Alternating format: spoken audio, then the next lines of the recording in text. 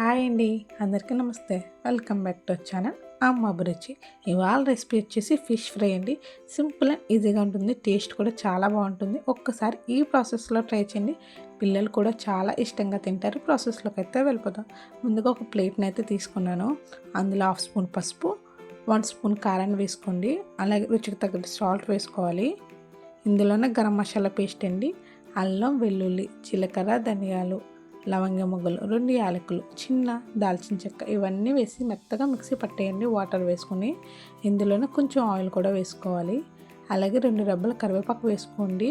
చేపల వేపుల్లో చాలా బాగుంటుంది ఫ్లేవరు. ఇందులోనే 1/2 చెక్క నిమ్మ రసాన్ని కూడా వేసుకోవాలండి. వేసేసి మొత్తం ఒకసారి కలిపేసుకోండి. కావాలి అంటే కొంచెం వాటర్ వేసుకొని పలుచగా కలుపుకోండి. మనకి చేప ముక్కలకైతే పట్టాలండి, అలా కలుపుకోవాలి. మొత్తం కలిపేసుకున్నాక చేప ముక్కలకైతే పట్టించుకోవాలండి. మీరు కనుక ఫస్ట్ టైం నా ఛానల్ చూస్తుంటే కనుక ఖచ్చితంగా వీడియో నచ్చితే లైక్ చేయండి, షేర్ చేయండి. నా ఛానల్లో ఉన్న వీడియోస్ని కూడా ఒక్కసారి చూసేయండి. మీ ఫ్రెండ్స్ అండ్ ఫ్యామిలీ మెంబర్స్కి కూడా షేర్ చేయండి. మొత్తం బాగా చేప ముక్కలకైతే పట్టాలండి. అప్పుడే చేపల వేపుడైతే చాలా బాగుంటుంది. ఇలా అన్ని చేపలకి పట్టించేసుకోవాలండి. మీకు వీలైతే కనుక దీనిని ముందు రోజు నైట్ కలిపేసుకుని ఇలా చేప ముక్కలకి మసాలా పట్టించి ఫ్రిడ్జ్లో పెట్టుకోండి.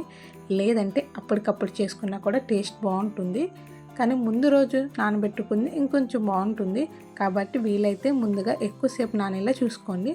ఇప్పుడు స్టవ్ మీద గిన్నె పెట్టి ఆయిల్ని అయితే వేసుకోవాలండి. అలాగే ఫ్రిడ్జ్లోంచి తీసాక మళ్ళీ ఒకసారి కలిపేసుకోండి.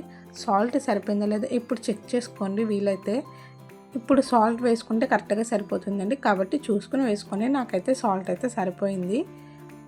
అలా అని ఫ్రిడ్జ్లో తీసిన వెంటనే చేప ముక్కలను అయితే వేపకూడదండి. కొంచెం సేపు బయట ఉంచాక కూలింగ్ తగ్గాక మాత్రమే వేసుకోవాలి.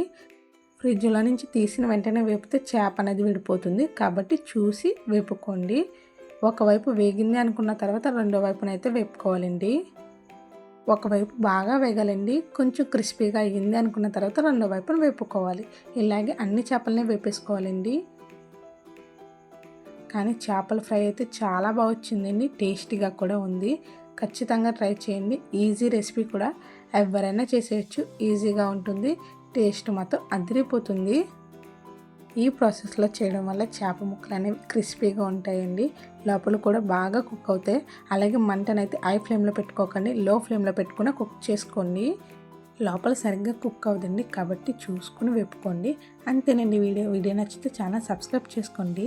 Thanks for watching.